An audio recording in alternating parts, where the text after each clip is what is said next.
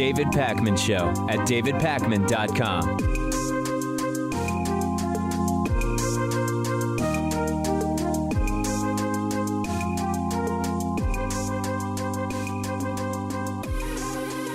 So I'm going to start today with the total failure that was Donald Trump, Kim Jong-Un, North Korea Summit number 2. And to understand Summit number 2, you have to have some sense of the context of Summit number 1. And as a reminder, historically, North Korean leaders have been very interested in meeting with American presidents. And it's been the American presidents who have been uninterested in meeting with North Korean leaders until and only if they are willing to agree to some preconditions, because otherwise it would be seen as a hugely valuable propaganda accomplishment for the North Korean leader without any sort of high likelihood of achieving any change from the point of view of American presidents. So when Donald Trump, before the first summit with Kim Jong-Un, bragged that he was able to secure a meeting with him, it exposed that Trump fundamentally knows nothing about the history of North Korean relationships, because it's never been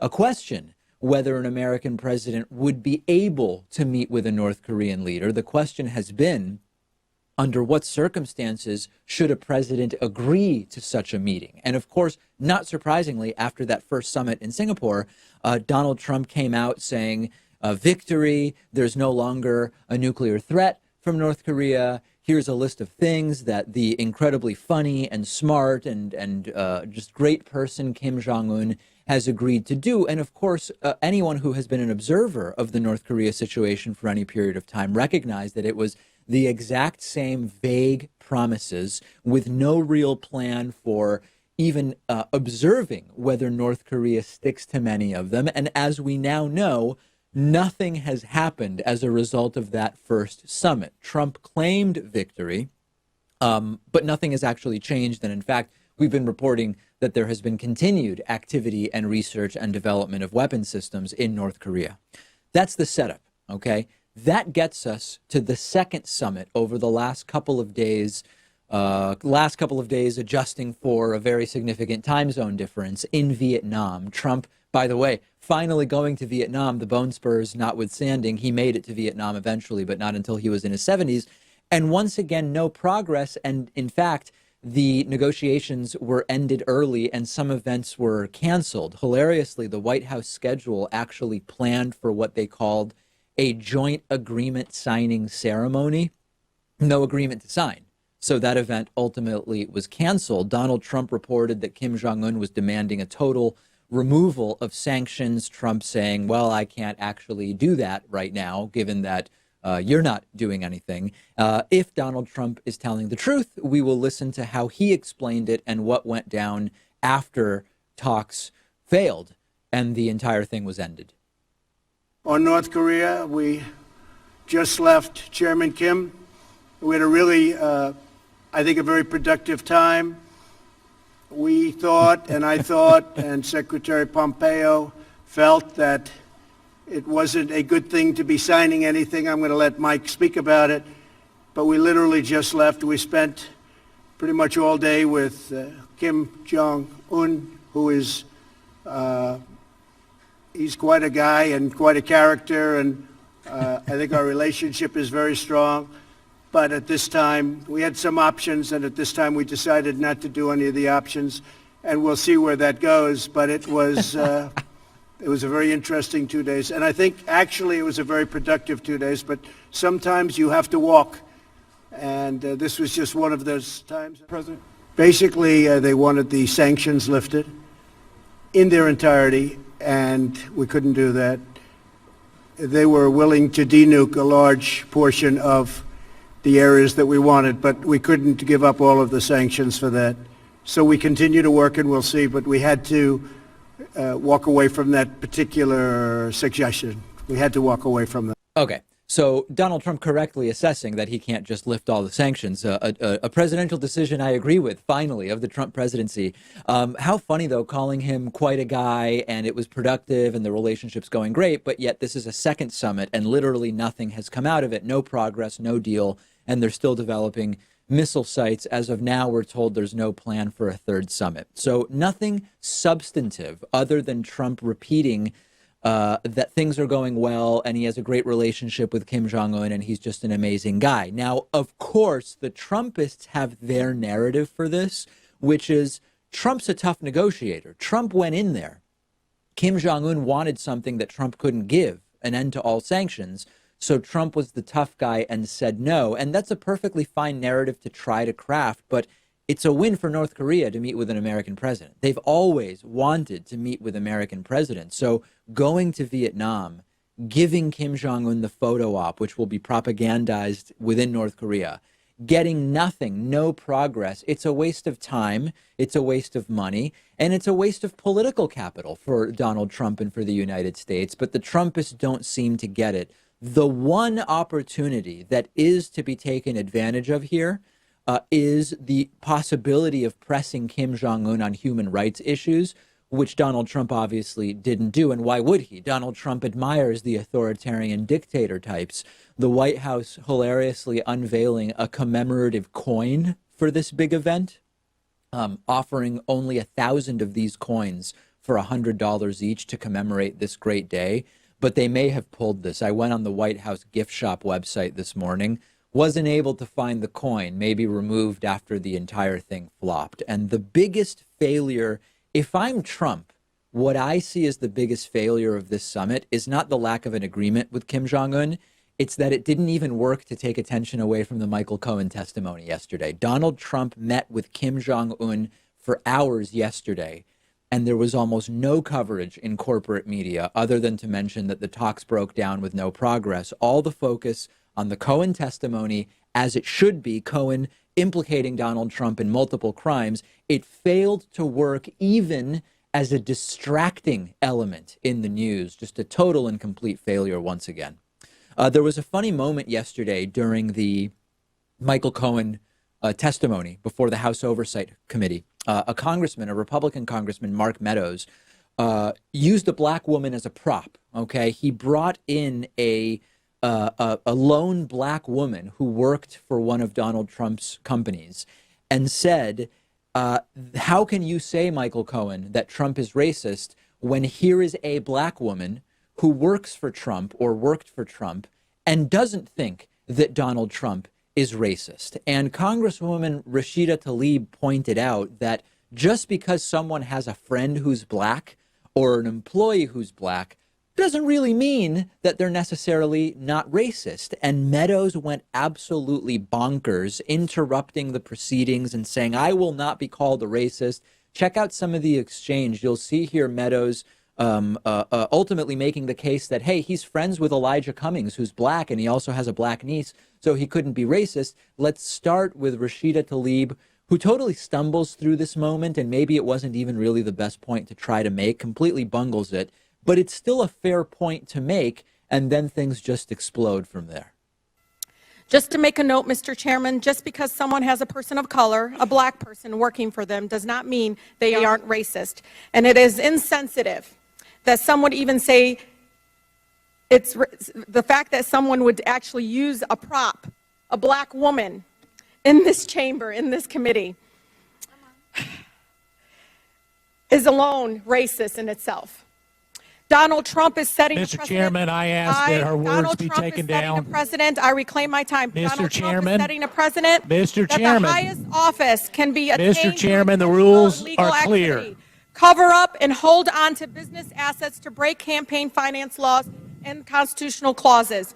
What we have here, Mr. Chairman, is criminal conduct and the pursuit of the highest public office by Mr. Cohen and Individual 1.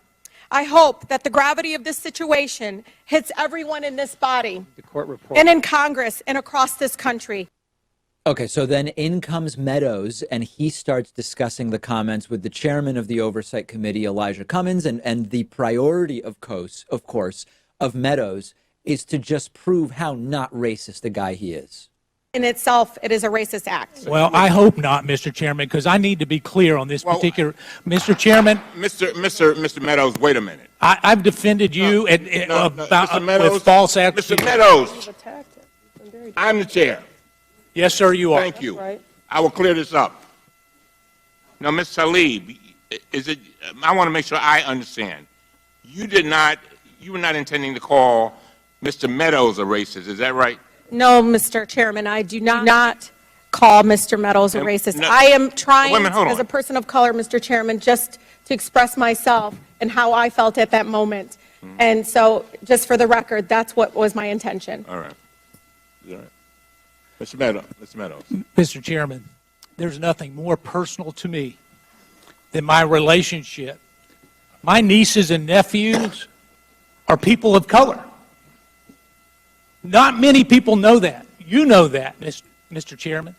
And to indicate that I asked someone who is a personal friend of the Trump family, who has worked for him, who knows this particular individual, that she's coming in to be a prop, it's racist to suggest that I asked her to come in here for that reason. Mr. President, the president's own person. Okay, so Meadows does a really good job of trying to show how not racist he is because he's friends with the chairman who's black and he has people of color in his family, and argues that it's actually racist to suggest that what he did was racist. And it all explodes in his face because video has now been uncovered of Mark Meadows suggesting that President Barack Obama be sent back to Kenya. Here is a speech, Mark Meadows in 2012, running for Congress in North Carolina's 11th district. And he says it's time to send Barack Obama back to Kenya or wherever.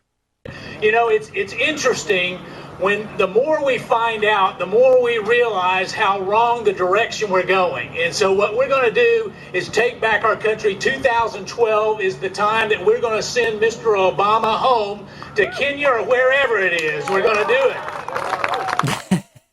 do it. So he's suggesting sending the first black president back to Kenya or wherever he's from. But he would never use a black woman as a prop, Pat. That's something that is just over the line, and it's completely offensive to even suggest that. Yeah, that's quite clearly a racist comment, although it doesn't stack up to the dozens of racist comments that Donald Trump has made. So by that comparison, he's not doing so bad, I guess. It's not even really necessary to find this clip of Meadows saying, send Obama back to Kenya, because, again, the argument that you can't be racist because you have a black friend or a person of color, niece or nephew, that's literal tokenism, right? That fits the definition of tokenism, which we're putting up on the screen for our audience. The practice of making only a perfunctory or symbolic effort to do a particular thing, especially by recruiting a small number of people from underrepresented groups to give the appearance of equality. Saying you have a black friend in order to suggest that there is equality in your mind in terms of how you deal with people, having one black employee of Trump to suggest that that is indicative of equality, that is the definition, is an example of the definition of tokenism. And honestly, everybody came out of this thing looking really bad. Rashida Tlaib totally bungled her statement, ended up having to clarify it. It just really didn't look good. Mark Meadows playing the I have a black friend card, also not looking good. And of course, once you do a little bit of research into him, you realize he was not long ago suggesting sending the first black president of the United States back to Kenya. Really, really bad. And the level of discourse and desperation that Republicans exhibited around these Cohen questionings are absolutely embarrassing. They should all be embarrassed. Send me your thoughts. I'm on Twitter at @DPakman. The show is on Twitter at David Pakman Show. We'll take a quick break and much more to discuss after this. The David Pakman Show at davidpakman.com.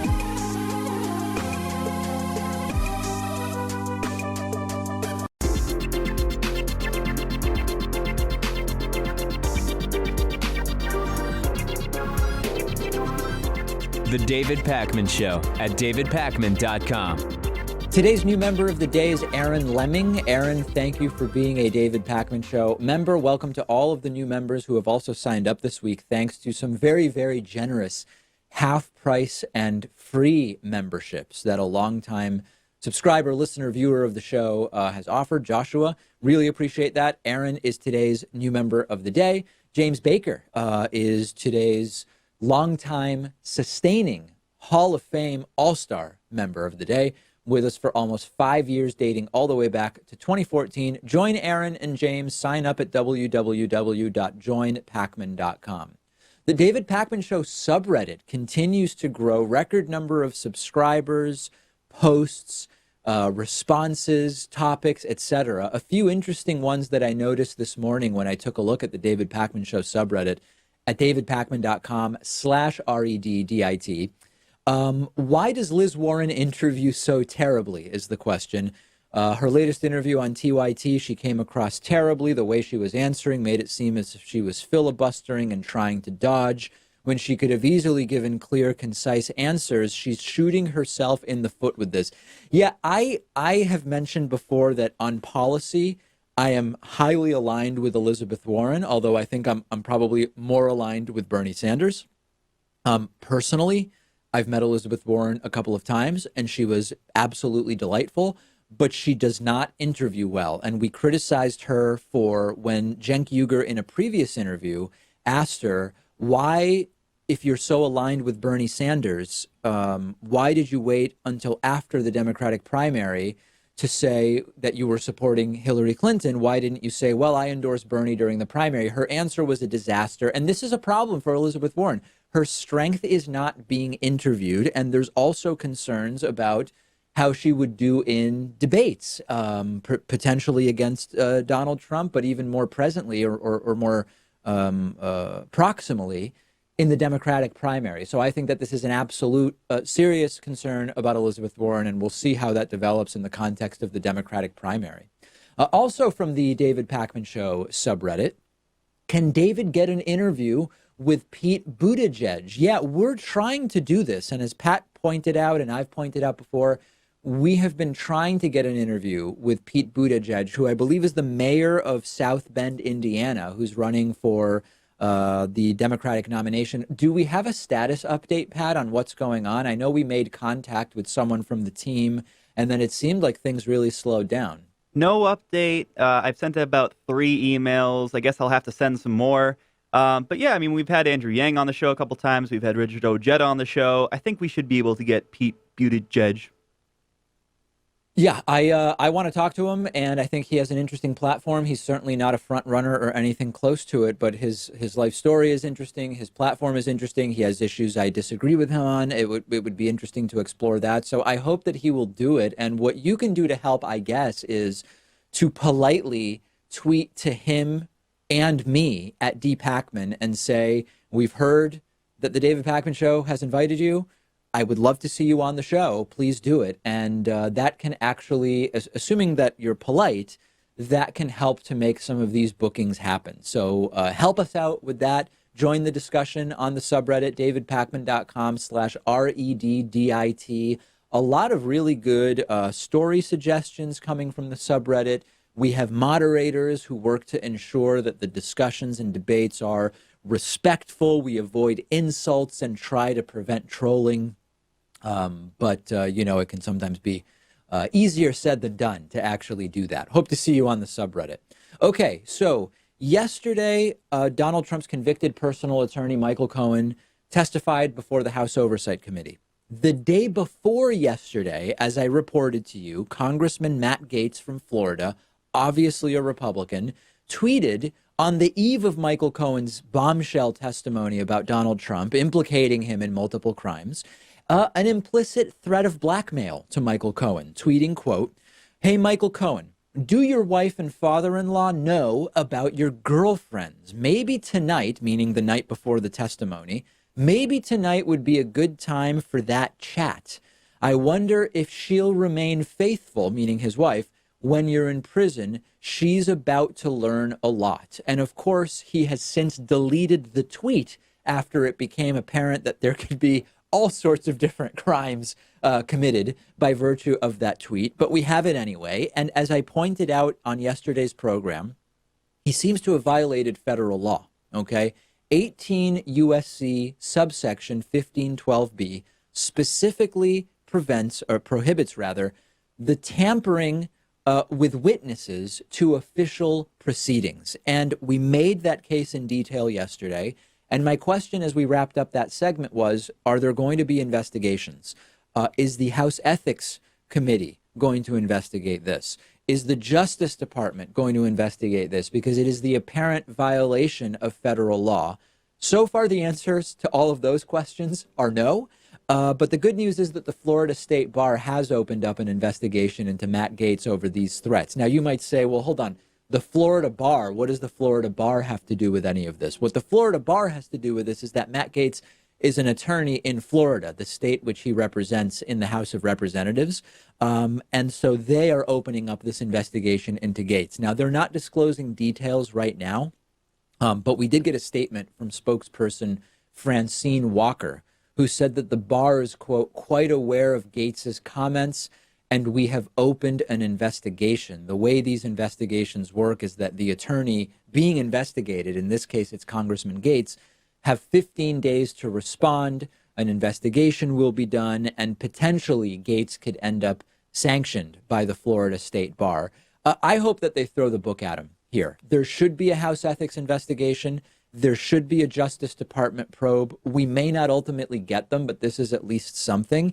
And Matt Gaetz should be forced to resign immediately here. Removal from Congress should just be the beginning, but there is every reason to believe, just by a very straightforward reading of the law, that he has committed federal crimes here. He has attempted to influence the testimony of Michael Cohen, either by influencing him to change what he says, to be less critical about Trump is the obvious interpretation, or maybe to be scared out of testifying altogether. And we have rules to prevent that from being done.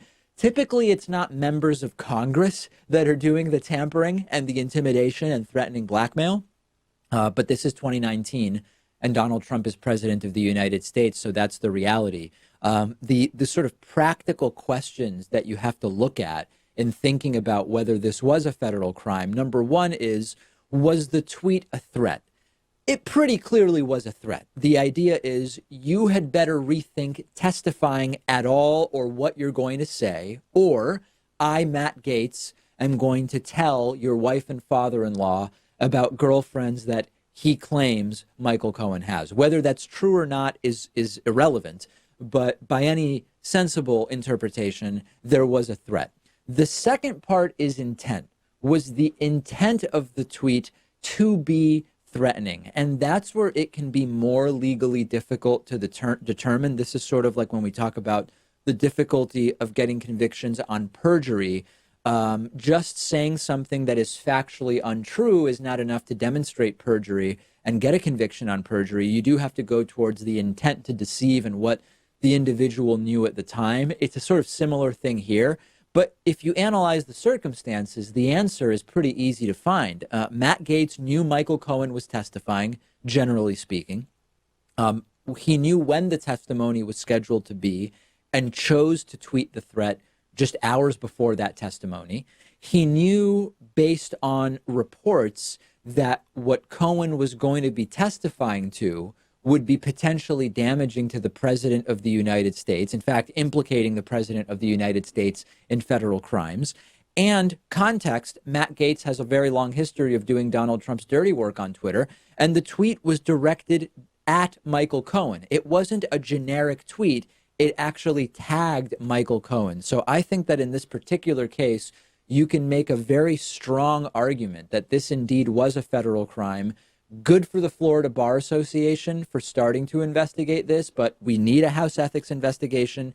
We should have a federal Justice Department investigation. I don't know if we will, but these are the exact folks that even Republican voters should be repudiating, okay?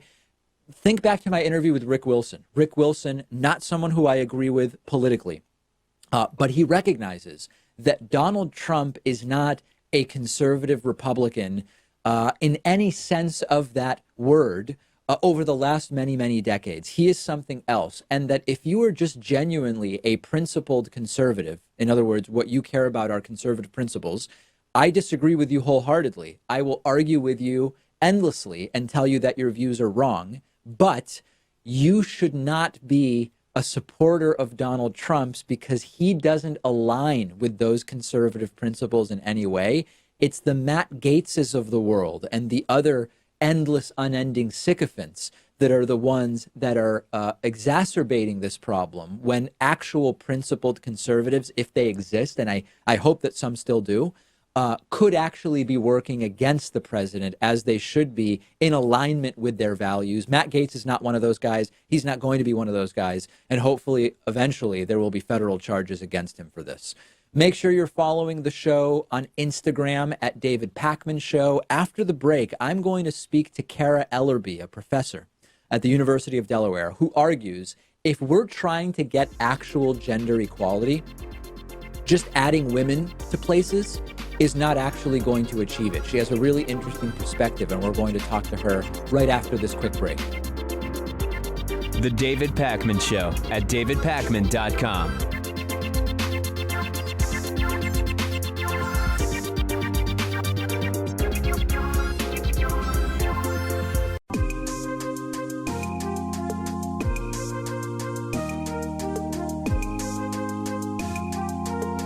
Welcome back to the David Pakman Show.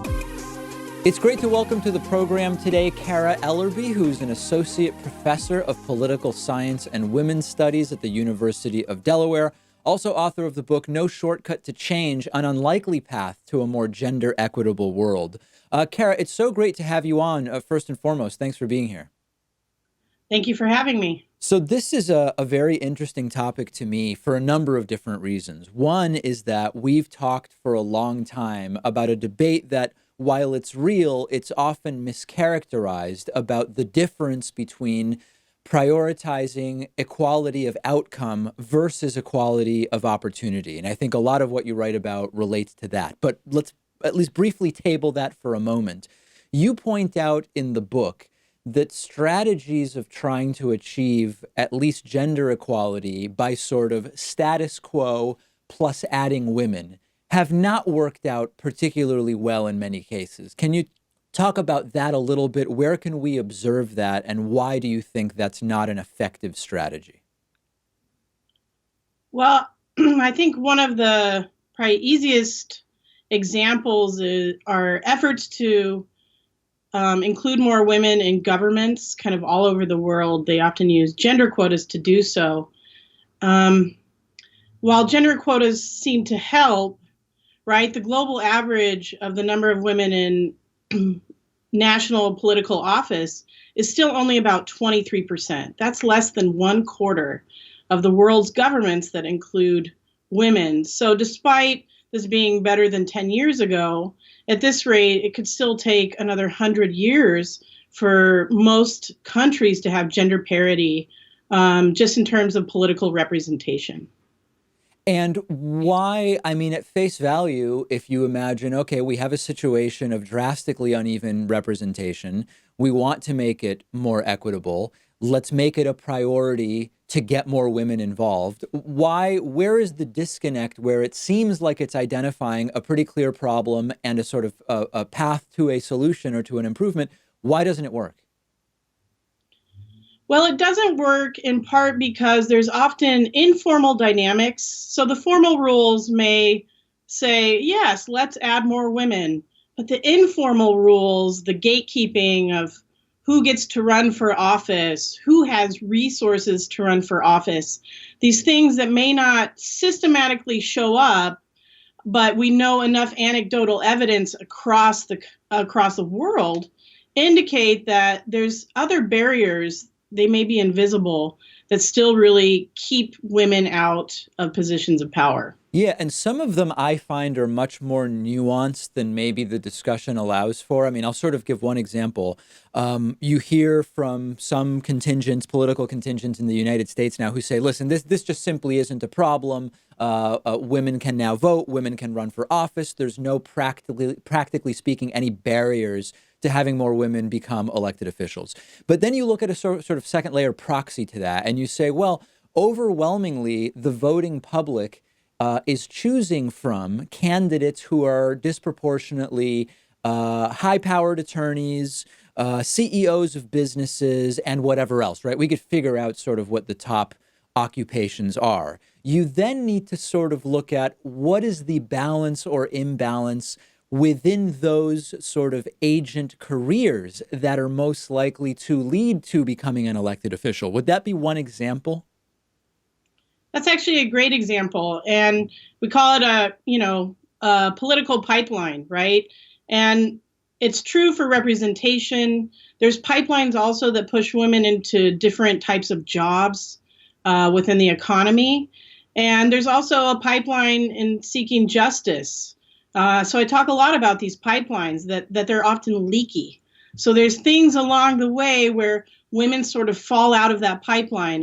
And your example is, it starts with what kind of occupations they have, where they go to school, what sort of resources they start out with, right? To become a political representative is a very elite position in and of itself. So it already is going to exclude most women and most Americans.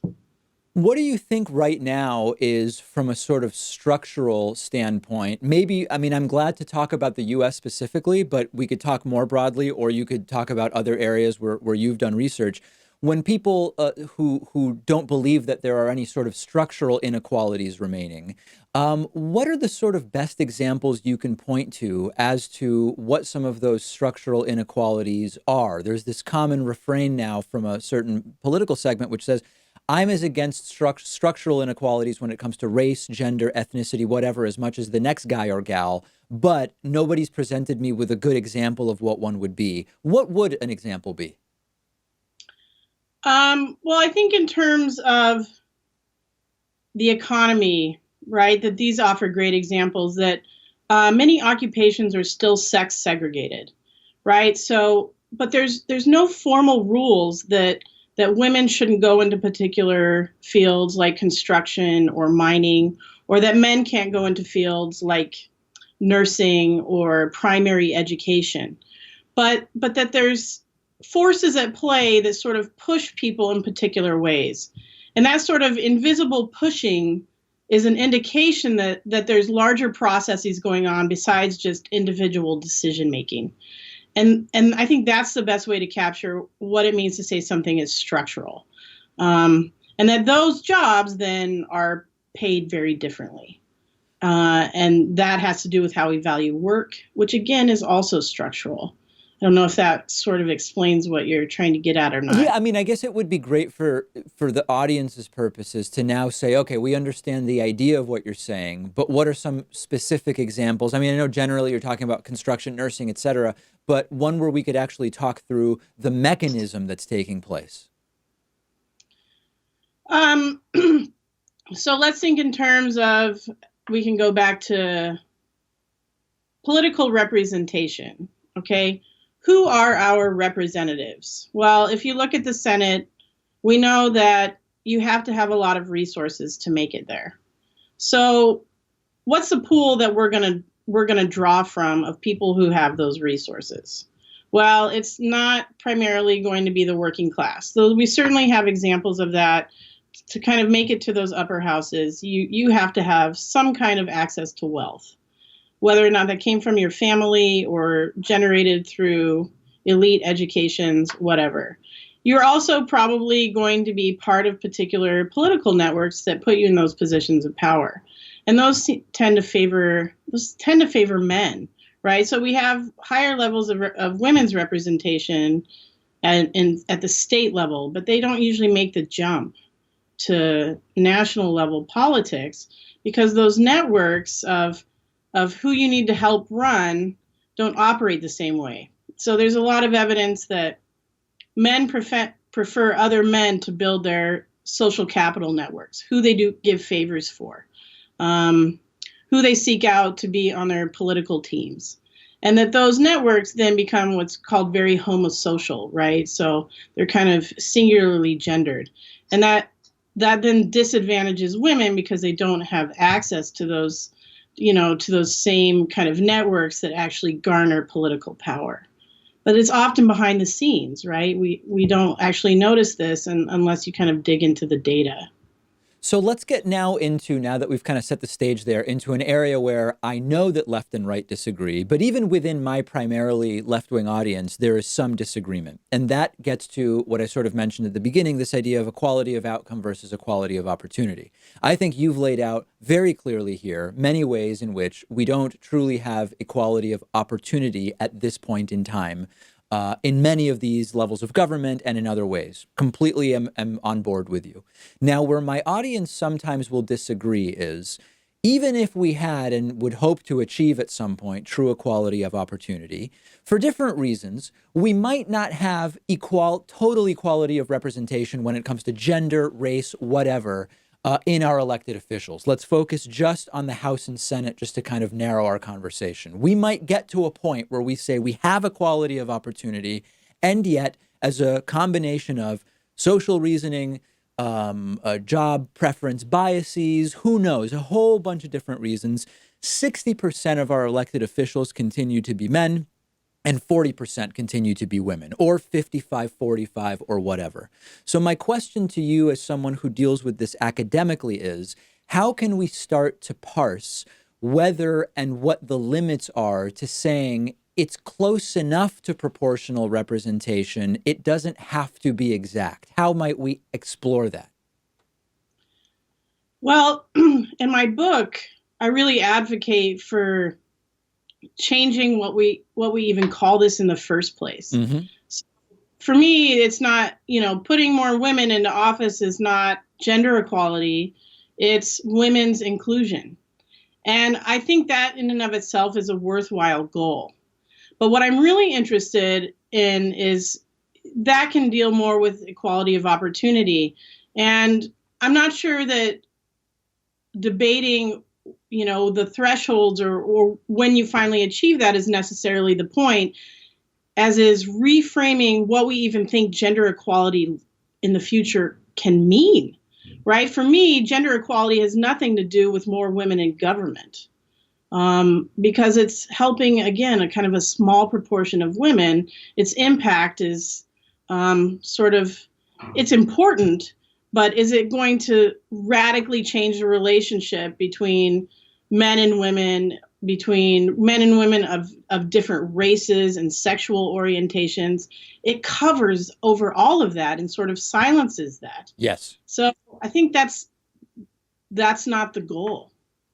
And so I've used the analogy that when we think about international aid, for example, that going and giving a bunch of shoes to a place where people don't have shoes, it can sort of serve as a Band-Aid, and now people have shoes and maybe they're better able to get to work or whatever, but it's doing nothing to help that society build a shoe industry. Eventually, they'll still be unable to buy shoes, they'll still be unable to make shoes, and they'll be still dependent on someone to give them shoes. And it's kind of sort of a neoliberal critique, a critique of neoliberalism in that context.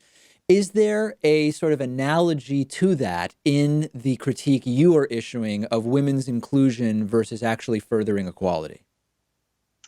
The analogy I use in my book is if you think about gender equality or women's inclusion, and the model that we have is sort of a cookie recipe, okay, let's say chocolate chip cookies.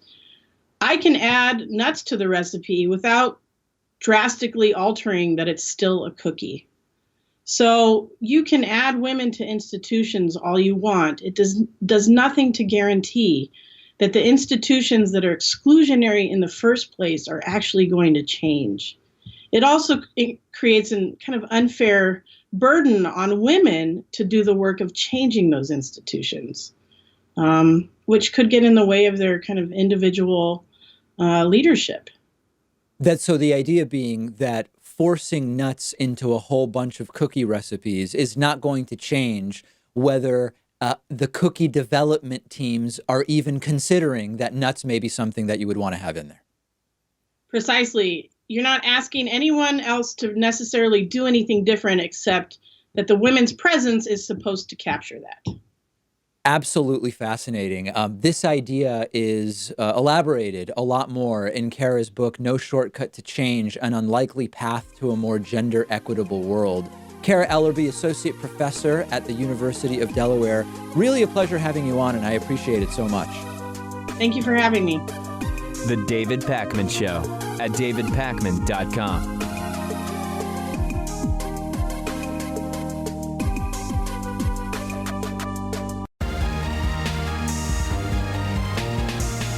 The David Pakman Show at davidpakman.com.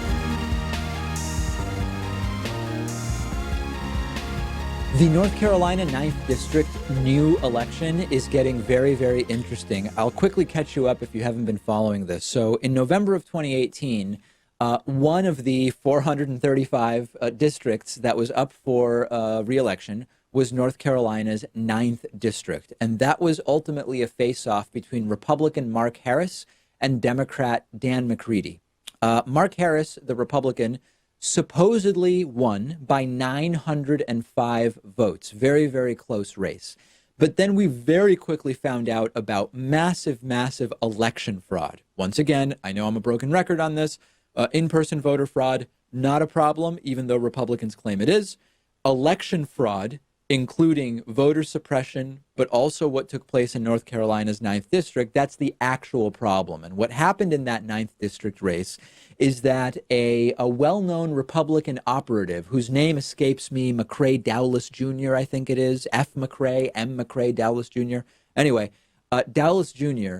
coordinated basically two sets of actions to influence the results. One was sending Republican operatives to the homes of Democratic voters, or particularly overwhelmingly Democratic voters in Democratic areas, collecting absentee ballots, saying, I'm a poll worker, I'm going to get this delivered for you, and just destroying them, okay? So some ballots assumed to be Democratic ballots for Dan McCready were simply never delivered.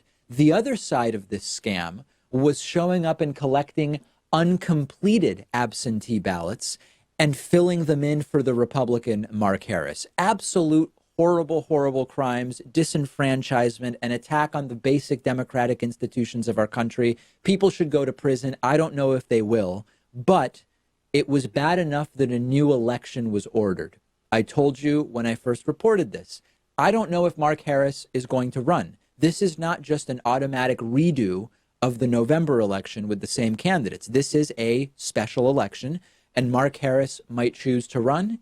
He might choose not to run. And indeed, Mark Harris has announced he's not even going to be running in the redo, or not redo, the new election in North Carolina's 9th District. He says that the reason is poor health.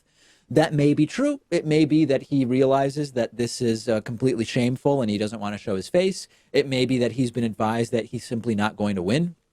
And it would be very embarrassing for that to happen. So he's not running. But you know what he is doing? Endorsing the Union County Commissioner named Stoney Rushing, who is a big Confederate booster, a lover of the slave-owning South of the Civil War. So the good news is this guy Rushing is basically unknown and should lose, and it should add yet another seat for Democrats in the House in what was a big takeover of the House of Representatives for Democrats in the midterms. That's the good news. This Rushing guy probably is not going to win. The only small thing that this Rushing guy is known for is fighting for Confederate symbols. Quite a guy, right? The backstory on this is that some Confederate flags appeared on an old county courthouse in North Carolina, and later those Confederate flags were removed. This county commissioner, Stoney Rushing, said the Confederate flag should be flown at the courthouse. He obviously owns a firing range. Here's a picture with a gun supporting the Second Amendment like a boss, as his ad says. His firing range has a newsletter, and a few years ago, the newsletter joked about the death of a black man in Florida named Rudy Eugene. You might remember this is the infamous bath salts case. Rudy Eugene was killed by a police officer while he was high on bath salts, and he has also put out photoshopped images of Barack Obama and Al Sharpton. He's a real piece of work and exactly what we would expect, a straight-up caricature of the racist, ignorant Republicans who missed the days before the Civil War. But he actually has a chance of winning. The upside here, Pat, is it's unlikely he would win. The downside is that special elections often have very low turnout. If people don't even understand what's going on or when it's happening or why it's taking place, this is a guy who could actually end up winning. It's unlikely, but everybody has to vote, and special election turnout is always a real concern. Yeah, I'm hoping that Stony Russian comes in second place, as did the Confederates in the Civil War. But you never know. People do have to go out and vote. And I am kind of worried that people in North Carolina in this district will view him as so crazy that it's not even necessary to go out and support the Democrat. Like the Democrat's going to be a shoo-in. You never know, especially with special elections, as you point out. Yep. So everybody's got to vote. And then, by the way, notice that completely gone or never even really present in the discussions about this is the idea of Mark Harris or the Republican operative being charged criminally. It's going to be difficult with Mark Harris. He's claiming he didn't know anything about what these Republican operatives were doing. Maybe hard to prove that he did, and maybe he actually didn't. But at least the Republican operatives who did this election fraud should be charged criminally. And should, if found guilty, have to be punished by the according to the fullest extent of the law. How much did any of them know as they were doing it? We don't exactly know, but someone needs to be punished for this. The same way that when Republicans try to prove how easy it is to do in-person voter fraud and they get caught and the book is thrown at them, rightly so, the people that committed this attack on the democratic systems and participated in this disenfranchisement, they need to be held accountable, and hopefully at least the Republican operative who spearheaded this is going to face charges. I'm not holding my breath, and the most likely scenario is Mark Harris isn't running. He's not going to be seated in the House of Representatives. Everybody's going to hope that this is just all completely forgotten, and that actually is arguably the biggest miscarriage of justice here. People need to face the consequences for what they've done. Okay, so last week I told you that conspiracy theorist Mark Dice contacted me privately via Twitter, and he believed that Wikipedia was out to get conservatives, as evidenced by some restrictions on changes that can be made to his page, which I later found out is actually because the page is protected from vandalism to some degree. So anyway, I got a few emails after talking about this last week, pointing out that absolute and total chaos has broken out on my Wikipedia page, which we're linking to in the description for the YouTube video. And I was looking at this morning, and indeed there has sort of a fight has developed on my Wikipedia page as to where and in what context it's okay to reference that I am Jewish. And I guess maybe it shouldn't be surprising that the argument is based around that. I'm going to show you what's taking place here. These are just a couple of data points. There's almost too many of these edits that have been done to my page to even show you the full scope of what's going on. But to set it up for you, there were a bunch of edits made back and forth, where the first line of the Wikipedia page about me refers to me as a Jewish Argentinian American TV and radio host. And then someone would come in and remove Jewish and just refer to me as an Argentinian American television and radio host. Back and forth, people adding that I'm Jewish, people taking away that I'm Jewish from this first line. And eventually, someone seemed to have sort of ended the debate by removing that I'm Jewish from that first line and actually commenting, it is not the policy of Wikipedia to mention celebrities being Jewish in the headers of Wikipedia biographies. One would not expect to read Sarah Silverman is a prominent Jewish comedian in the header of her bio. So that's actually a pretty solid argument. The fact that I'm Jewish was still mentioned elsewhere in the Wikipedia article, and it sort of seemed like things were calming down until at some point in the next day or two, someone tries adding to a Jewish family in the early life section of my Wikipedia article, saying Pakman was born in Buenos Aires, Argentina, to a Jewish family, and that seems to be acceptable by Wikipedia standards. And then very clearly, because of the piece that I did about conspiracy theorist Mark Dice complaining to me about his Wikipedia page. Why he complained to me as opposed to anybody else, I still haven't figured out, but he did.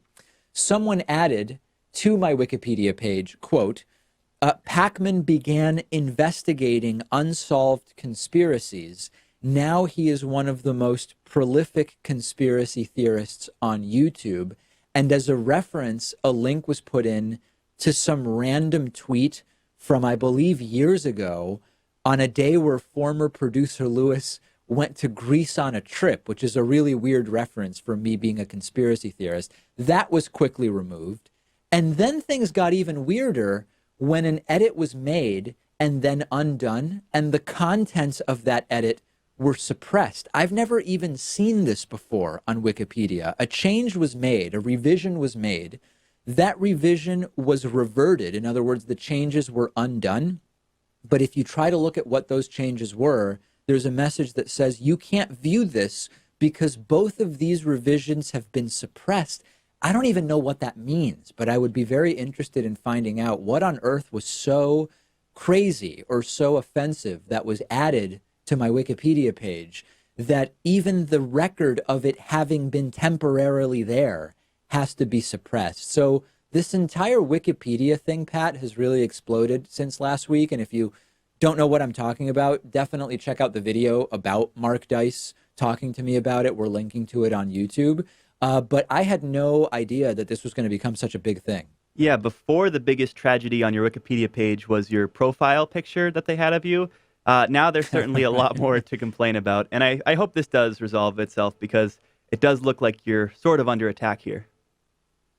Yes, absolutely. And you know what? I am weighing in on the side of how prominently should it be mentioned that I was born to a Jewish family. I don't believe it needs to be part of the header. I am completely in agreement that in the same way that you wouldn't expect to see Sarah Silverman is a Jewish comedian as the first line of her Wikipedia page, I don't think it's necessary to see David Pakman is a Jewish TV and radio host on the first line of my Wikipedia page. If you disagree with me, and I imagine that many people will, many of them trolls, let me know why, and we will, I'm open to having my mind changed.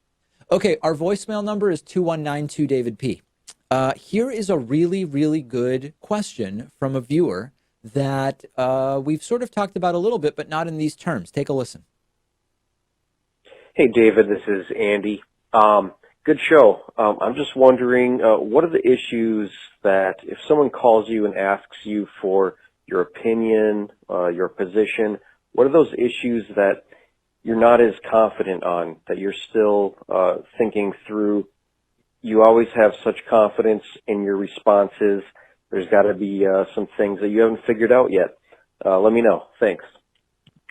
Yeah. So listen, number one, when someone calls in, and of course our calls aren't pre-screened, when someone calls in and asks me for my opinion about something that I haven't seen or am not familiar with, I just say, I don't know enough about that to comment. That's not really my issue.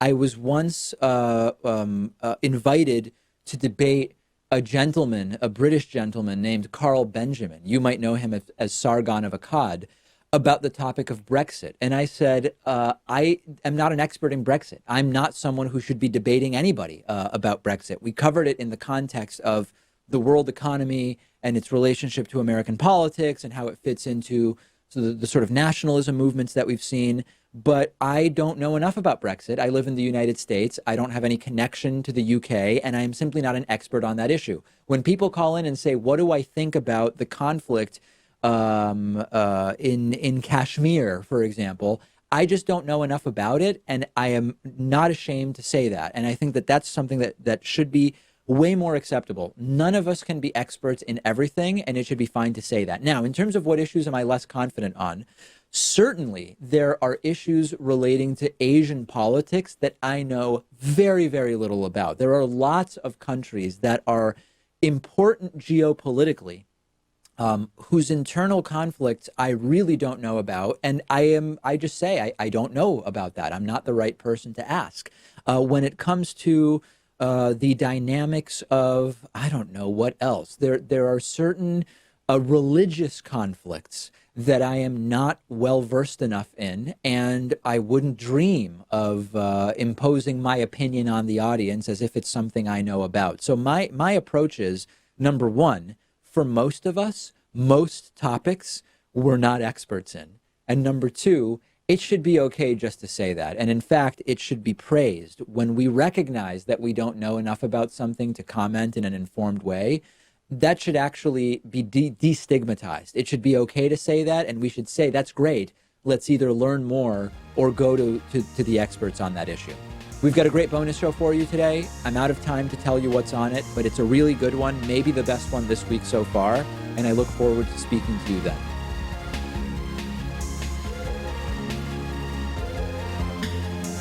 The David Pakman Show at davidpakman.com.